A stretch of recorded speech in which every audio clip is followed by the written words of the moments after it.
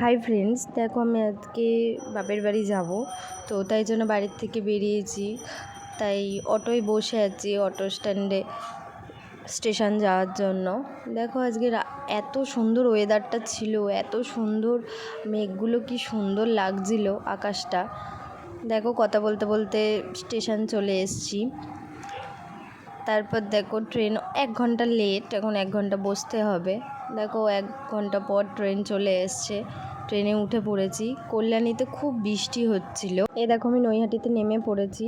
Overbridge cross করে রিস্কো স্ট্যান্ডে চলে গেছি। রিস্কোয় করে দেখো বড়মার মন্দির ঘাটে চলে এসেছি টিকিট কেটে।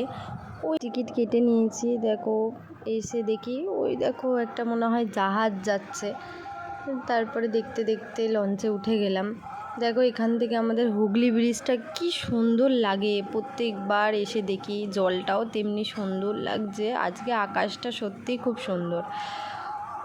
ঘাটে নেমে পড়েছি, চুঁচুড়া ঘাটে। তারপরে যাই, অনেকটা হেঁটে যেতে হবে, তারপর টোটো পাবো। তো ওই যাচ্ছি হেঁটে, এখনও হেঁটেই যাচ্ছি। দেখো টোটো পেয়ে গেছি।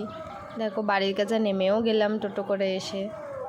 এইবার তোমাদের একটা জিনিস দেখাবো। দেখো বাড়িতে ঢুকতে না ঢুকতেই আমাদের মানু কীরম গলার আওয়াজ পেয়ে কীরম করে। ওই দেখো গলার আওয়াজ পেয়ে কি আদর খাবে, ওকে আগে আদর করতে হবে।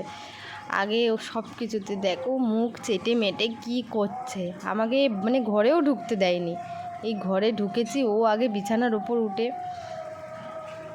খুব অবস্থা খারাপ, একদম শরীর খুব টায়ার্ড, অনেকক্ষণ জার্নি করে একদম ভালো লাগছে না। টাটা সবাইকে, আবার কোনো একটা ব্লগে দেখা হবে।